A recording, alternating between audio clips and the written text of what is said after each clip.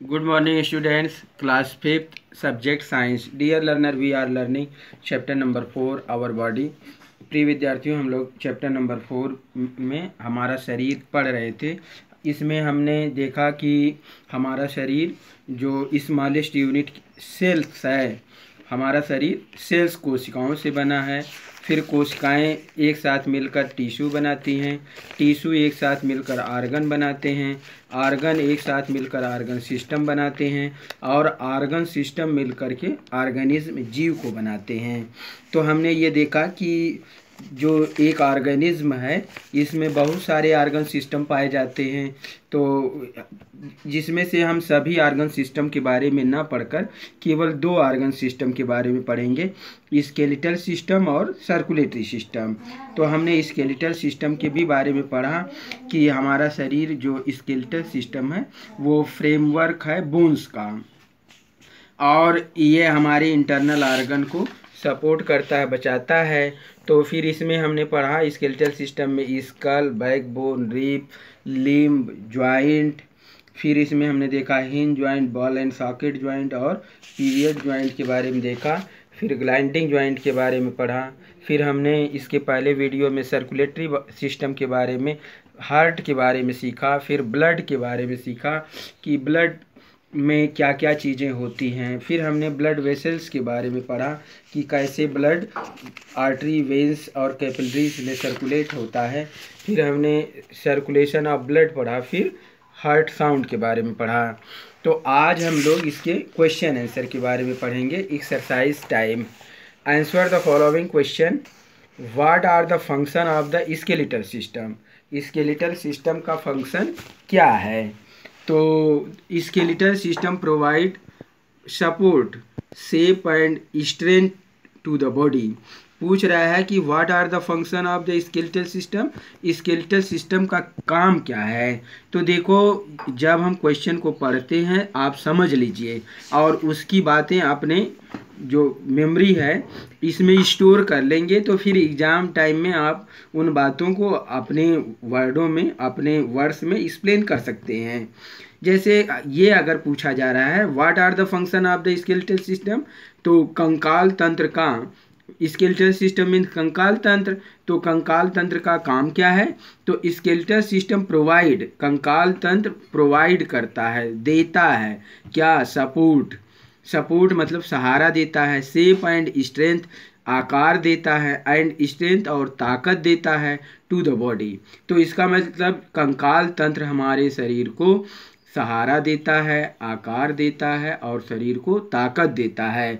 Protect the internal organ, और क्या करता है? हमारे शरीर के जो आंतरिक अंग हैं उनको बचाता है। And also help in the movement of body parts, और बॉडी पार्ट्स को मूवमेंट करने में मदद करता है। तो जैसे अब अगर क्वेश्चन ये पूछा जाए तो एक आइडिया आपके दिमाग में बन गई।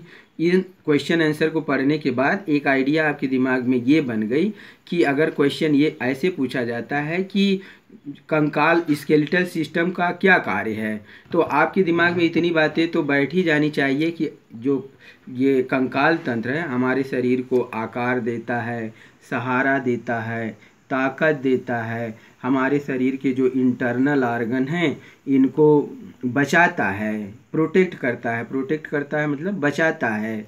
तो और हमारे शरीर को मूवमेंट करने में भी, हमारे शरीर के अंगों को का मूवमेंट करने में भी मदद करता है। मूवमेंट करना मतलब गति करना।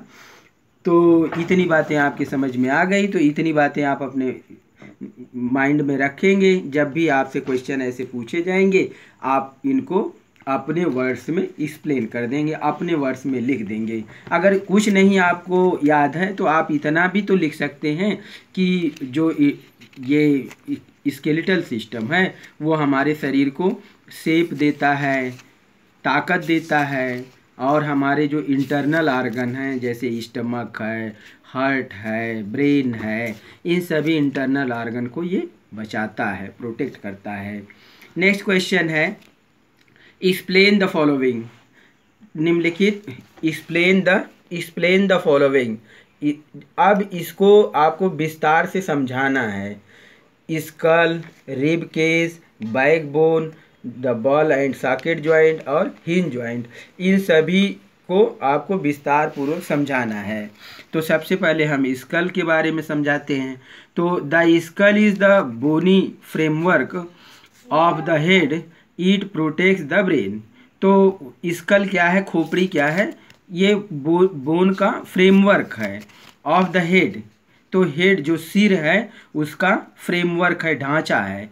इट प्रोटेक्ट द ब्रेन, और ये क्या करता है, ये मस्तिष्क को सुरक्षा देता है। The skull consist of 8 cranial and 14 facial bone. तो स्कल में 8 क्रैनियल बोन होती हैं और 14 फेसियल बोन होती हैं, 10 making a total of 22 bones. इस तरह से जो स्कल है इसमें कितनी बोन्स होती हैं, 22 बोन्स होती हैं। The cranial bones make up A protective frame around the brain.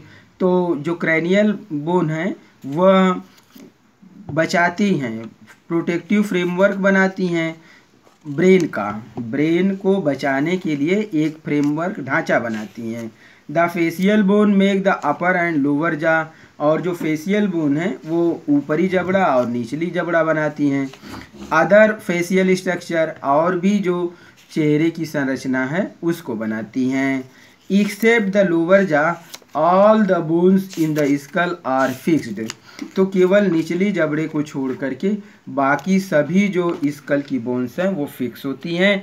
We are able to talk and eat because of movable lower jaw. चूँकि निचला जबड़ा वो मूव कर सकता है इसीलिए हम लोग खा सकते हैं, बोल सकते हैं। अब देखिए, जैसे स्कल के बारे में आपसे पूछा जाता है कि ये स्कल क्या होता है, तो स्कल के बारे में जो खोपड़ी है इसमें कुछ बातें तो आपके दिमाग में आ गई होंगी। तो जैसे ये क्या करता है, सबसे पहली बात तो ये है कि ये हमारे ब्रेन को बचाता है, प्रोटेक्ट करता है, ब्रेन को बचाता है। फिर दूसरी बात इसमें जो याद रखने की है, इसमें 8 क्रैनियल कपालिका मतलब क्रैनियल बोन, तो 8 क्रैनियल बोन होती हैं और 14 फेसियल बोन होती हैं। और टोटल मिलाकर के कितनी हो स्कल में हड्डियां होती हैं, वो 22 बोन्स होती हैं। अब क्रैनियल बोन्स जो हैं वो एक प्रोटेक्टिव फ्रेमवर्क बनाती हैं ब्रेन के चारों तरफ, और फेसियल बोन्स क्या बनाती हैं, वो चेहरे को बनाती हैं और ऊपरी और निचले जबड़े को बनाती हैं। Except the lower jaw all over bones in the skull are fixed, we are able to talk and eat because of movable lower jaw. तो हम लोग बातचीत कर सकते हैं, खाना पीना खा सकते हैं, खाना खा सकते हैं, पानी पी सकते हैं। ये किसके कारण हो पाता है, लोअर जा के कारण। तो स्कल के बारे में आप सीख गए। रिब केस के बारे में, तो इसमें रिब केस क्या होता है, rib are thin flat and curve bone, they form a protective case around the heart and lung called the rib case. तो रिब क्या है, रिब पतली और मुड़ी हुई हड्डियां होती हैं जो प्रोटेक्टिव केज बनाती हैं, जो पिंजड़ा बनाती हैं अराउंड द हार्ट, हृदय के चारों तरफ, लंग के चारों तरफ, हृदय और लंग के चारों तरफ, हृदय और फेफड़े के चारों तरफ एक पिंजरा बनाती हैं। कौन, रिब केस। और इसमें हड्डियां कितनी होती हैं, the rib case consist of 24 bones arrange in 12 pair of rib. तो रिब केस में 24 बोन होती हैं और वह 12 पेयर में जुड़ी होती हैं। The rib are joints to the breast bone in the front and to the back bone to the back. तो सामने की तरफ जो रिब केस की हड्डियां हैं वो ब्रेस्ट बोन से जुड़ी होती हैं और जो पीछे की तरफ बैक बोन से जुड़ी होती हैं। ये apart from the protecting the heart and lungs, the rib also protect part of the stomach, spleen and kidneys. तो हार्ट और लंग को बचाने के साथ साथ ये किसको बचाता है, स्टमक को, स्प्लीन को और किडनी को। तो प्रिय विद्यार्थियों, ये बैक बोन में, ये रिब केस में आपने देखा कि इसमें रिब केस जो है वो मुड़ी हुई हड्डियां होती हैं, पतली होती हैं, चपटी होती हैं और मुड़ी हुई होती हैं, और ये हार्ट और लंग के चारों तरफ एक प्रोटेक्टिव केज पिंजड़ा बनाता है। इसमें कुल 24 बोन्स होती हैं जो 12 पेयर में जुड़ी रहती हैं। आगे की तरफ ये ब्रेस्ट बोन से जुड़ी रहती हैं और पीछे की तरफ बैक बोन से जुड़ी रहती हैं। और जो ये रिब केज है ये हार्ट और लंग को बचाने के साथ साथ ये स्टमक, स्प्लीन और किडनी को भी बचाता है, प्रोटेक्ट करता है, सपोर्ट करता है, बचाता है। अब हम बैक बोन के बारे में, नेक्स्ट क्या है, बैक बोन, सी है back bone. The back bone is also known as vertebral column or the spine. तो बैक बोन को वो वर्टिब्रल कॉलम या स्पाइन या कशेरुकी कहते हैं। It's consist of 33 irregular shape bone called vertebra. तो बैक बोन में कुल 33 अनियमित आकार की हड्डियां होती हैं, 33 अनियमित आकार की हड्डियां होती हैं जो वर्टिब्रा का निर्माण करती हैं, कशेरुक बनाती हैं। These bones make a strong framework which protect the spinal cord। तो ये हड्डियां आपस में मिलकर एक फ्रेमवर्क ढांचा बनाती हैं जो स्पाइनल कार्ड को बचाती हैं। The vertebral column enable us to stand upright and maintain our balance. तो जो वर्टिब्रल कॉलम होता है ये हमको सीधे खड़े रहने में और अपना संतुलन बनाने में मदद करता है। नेक्स्ट है डी है the ball and socket joint. तो the ball and socket joint में in this joint the ball like and one bone fit into the cup like cavity in the other bone. तो ball and socket joint में एक हड्डी जो है वो बाल की संरचना की तरह होती है, एक सिरा उसका बाल की तरह, ये गेंद की तरह होता है, और दूसरी हड्डी होती है जो कैविटी होती है, जो कैविटी होती है, सॉकेट होती है, और वह इसी में फिट, बॉल सॉकेट में फिट होता है, इसीलिए इसका नाम बॉल एंड सॉकेट ज्वाइंट पड़ा है। It allows movement in all the direction. इस ज्वाइंट में हड्डी जो है वो सभी दिशाओं में मूवमेंट करती है। Shoulder and hip joint are the this type joint. तो कंधे का जोड़ और जो है हिप का जोड़, कमर के नीचे जो हिप है इसका जोड़ जो है क्या कहलाता है, बॉल एंड सॉकेट ज्वाइंट। अब हिंज ज्वाइंट नेक्स्ट है ई में हिंज ज्वाइंट के बारे में पूछ रहा है। तो this type of joint allows movement in one direction only. तो जो हिंज ज्वाइंट है उसमें केवल एक तरफ ही मूवमेंट होता है। Similar to hinge of a door, जैसे दरवाजे का कब्जा केवल एक ही तरफ खुलता है, वैसे ही हिंज ज्वाइंट में भी हड्डियां जो हैं एक ही तरफ मूवमेंट करती हैं। Bones in the elbow knee toe and finger have hinge joint. तो जो हड्डियां जैसे एल्बो कुहनी है, नी घुटना है, टो जो पैर की अंगुलियां हैं, जो हाथ की अंगुलियां हैं, इनमें हिंज ज्वाइंट होता है। Question number 3, define joint and ligament. तो ज्वाइंट और लिगामेंट के बारे में बताना है। तो ज्वाइंट किसे कहते हैं, द प्लेस वेयर 2 और more bones meet are joint together are called joint. वह जगह जहां 2 या 2 से अधिक हड्डियां आकर आपस में मिलती हैं उसे ज्वाइंट कहते हैं, जोड़ कहते हैं। लिगामेंट किसे कहते हैं, the bones are held together at the joint by strong tissue called ligament.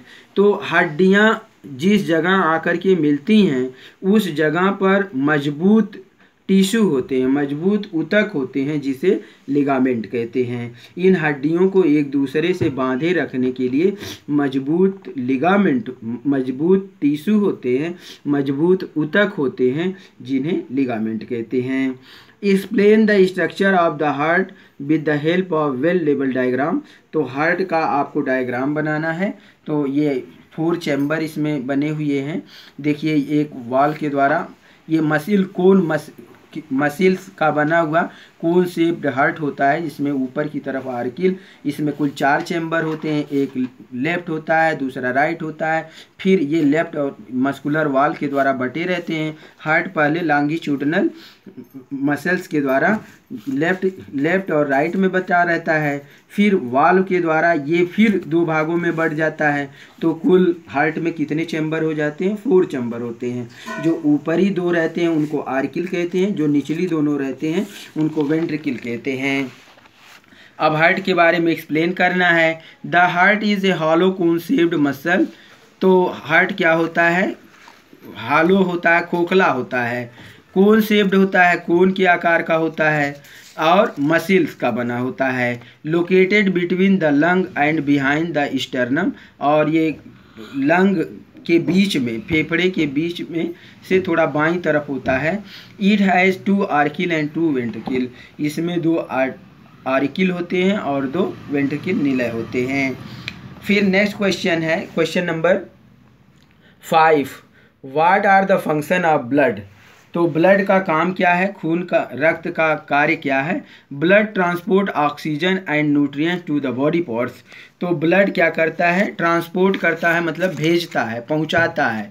क्या पहुंचाता है, ऑक्सीजन एंड न्यूट्रिएंट्स।